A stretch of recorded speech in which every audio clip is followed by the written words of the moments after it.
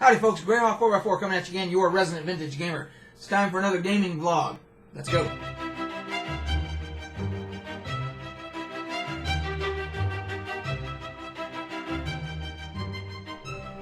So let's start off this gaming vlog by talking about, well, I'll go down the list here of the things we're going to cover in this video, and that lets you know whether or not you feel like sticking around. We're going to talk about D&D, paper and pencil, 3.5. We're going to talk about Pathfinder, and we're going to talk about a little bit about Fallout 4, Far Harbor, the DLC that's going to be coming out. We're going to talk a little bit about Overwatch, the beta, and even a little bit of World of Warcraft. So, without further ado, let's get into this stuff. And when I do my gaming, for those of you that may be new to the channel, when I do one of these gaming vlogs, this is the stuff that I am currently interested in or currently doing in the gaming world, and I tend to share.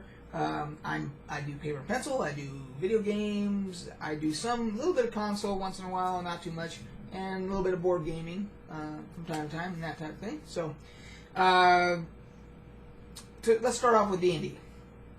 So, at my weekly game back here, the 3.5 group, I play a dwarf barbarian, and in the current campaign that we're in, we came across the dwarven stronghold, or what used to be the dwarven stronghold. It is vacated, and it is a mystery as to why the dwarves left. We're trying to unravel that. We're trying to find the secret relic of power for the dwarves, etc. And in the process of exploring the dungeon, we find the throne room. And so there you have obviously the dwarf king's throne, and here I am, dwarf barbarian, and my character was exiled from his barbarian clan. If you can believe it or not, my backstory is that I actually had too much anger. I was actually so quick to violence that I was routinely injuring other clansfolk. And so I was exiled from the clan, and I was told that I had to redeem myself somehow before getting accepted back. So here I am in this dwarf fortress,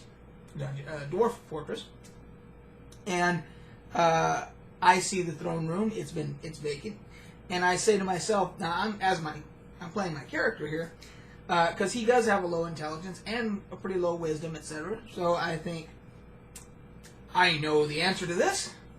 I will claim the throne for the dwarves. We will reclaim the dwarven fortress, and I will become king, and all will be good with the world, and I will be accepted back in my clan. That's what my character is thinking. So he goes over to the throne and sits in it. And there are all these statues that are on both sides of the throne, big, huge, stone statues and so forth. And as he sits down, these statues start to animate, start to come to life. Meanwhile, so all of my fellow party members are starting to kind of panic a little bit when this all starts happening. And of course, the dwarf is sitting there thinking, well, I'm not worried. They're just animating to show their presence to their new king, and I will command them. And no. As Consuelo in Family Guy would say, no. They were going to kill us. Yeah. And me included. And my party members had to convince me eventually convince me that no, they're not here to welcome you. They're going to kill you because you're sitting in the throne. But I'm thinking, I'm a dwarf. They should accept me as the new king, and nah. So we escaped that, and so where we left, we're still continuing through the dungeon and so forth. But that was my plan. Was thinking that, well, I can just reclaim the throne and all will be good, and So that's what's happening in the D&D campaign for me. And then on the Pathfinder side, I rejoined my Pathfinder group that I had taken a hiatus from. And we are now playing here because the hostess for the group moved just a couple blocks from where I live now. And this just seemed kind of like a natural thing to have it here until she gets her game room put together and so forth there. So we're doing that. And in that campaign, I am playing an elf rogue, which I don't think I've ever played that combination before, but it seemed interesting. And and this is how my brain works in the world of role playing. So when I sit down to do a character, I instantly start thinking about backstory and all that, and then seeing how the ability scores go, the rolls go for that, and then deciding what feats and depending on what edition we're playing, but if there's feats involved and all that, and it all starts gelling in my head. So for this character, I decided that he was going to be a rogue, but he was going to be a master of disguise. That was going to be his specialty. He was going to be a master of disguise, and he was going to put a lot of points into diplomacy and bluff and that type of thing. And sense motive and those types of things, because my envision as I was going through this was, if you ever saw the A-Team, there was a character called Face. And Face was the guy who was able to talk his way out of just about, and for the group, try and get them out using the gift of gab, as they call it, to try and get them out of danger and out of situations. But he also used that same skill to gather information. So that was kind of the idea that I was going off of when I created this guy. And then as we started playing, and I got the way the DM introduced, because this was the group that had already been together a little bit, he introduces my character. It clicks with me that what I need to do is I need to have this character be kind of a dual personality type thing. And I'm not saying that from a psychological standpoint that he's going to have that problem. No, he's going to have two different personas that he's going to use to his advantage. The first being his normal persona, which he gives the name Anders, and that he's a traveling merchant from the Elven capital, and he's a jewels merchant, and that he's looking for rare and unique jewelry artifacts and that type of thing to take back for sale. And it all starts to gel because the DM says, well, magic is dying, and this is a homebrew campaign, and magic is dying in his campaign world, and no one knows why. So I said, oh, well, I'm thinking the elves, who are known for working in the arcane arts, maybe they're looking for unique jewels and jewelry relics that could be used to maybe solve the riddle as to why magic is dying or whatever, That's part of the cover. I'm not really doing that, but that's going to be my cover. So as I tool around through cities and so forth, that's the persona that I give. And then my true persona, my character's name is Radar. His actual real name is Radar.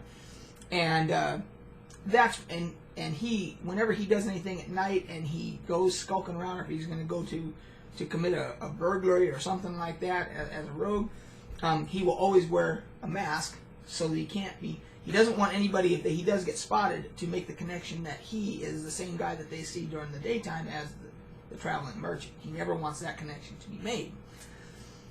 And so I came up with all this stuff, and then it worked perfectly into what we were doing, because the way the DM inserted me into the group and introduced me, he said that there was a tomb. The reason I was there at the city we're in now is that there was rumors of a tomb that held by a guy named the Collector. It was his tomb where he was buried, and it was full of these, relics and all this stuff. And as a rogue, Radar is thinking, great, fortune, riches, gold, But I can use my persona to say, well, I'm a traveling merchant, and that's just the kind of relics and things I'm looking for. So that's what we did. And needless to say, I was able to use my gift of gab and do some reconnaissance and so forth. And then with the help of the bard, he got me out of a jam, and that's how we're going. And now we're actually at the tomb now.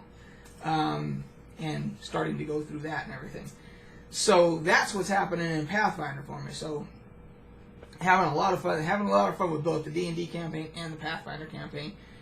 I got back into World of Warcraft somehow. I'm not really sure how it happened. I think I was looking up the new expansion that's going to be coming out, and somehow their marketing or whatever worked. And it's probably because I have every other expansion. I have the collector's edition for every other expansion. And I thought, well, let me check it out and see if I want to buy this one and try it out, or whatever. And of course, it's coming out in August, late August. And so I thought, well, I guess I'll get back in.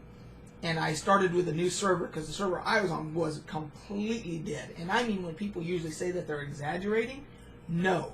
Lightning Hoof is dead. There's nobody. I might have seen 2 or 3 people. I went to Stormwind. I went to Ironforge. I went everywhere. 2 or 3 people. It's dead. So there was on the auction hall, there was literally 9 pages of stuff on. That's it for the whole server. 9 pages on the auction hall.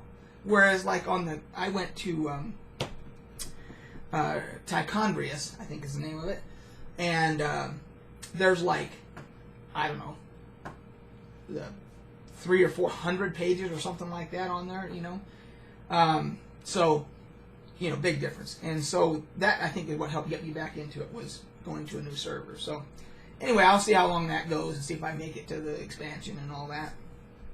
Waiting on the Fallout 4 front, waiting for Far Harbor. They announced today, the DLC Far Harbor, that it is the largest landmass. Bethesda has announced that it is the largest landmass of any game they've ever put out as far as a DLC. It's the largest landmass for a DLC they've put out for any of their games. So we'll see how that translates to the live game, how it affects the game, and how long, what the livelihood of the longevity, I should say, the longevity of that expansion will be.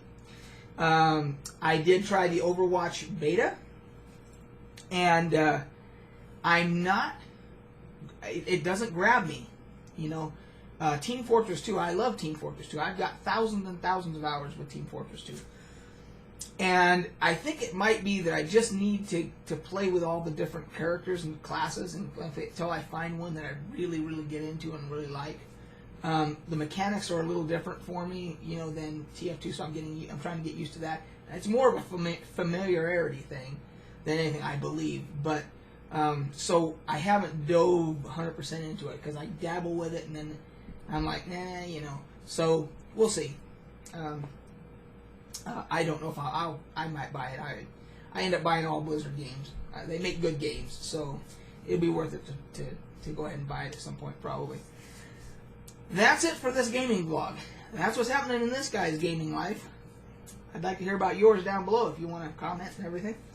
Otherwise, we'll catch you guys on the flip side.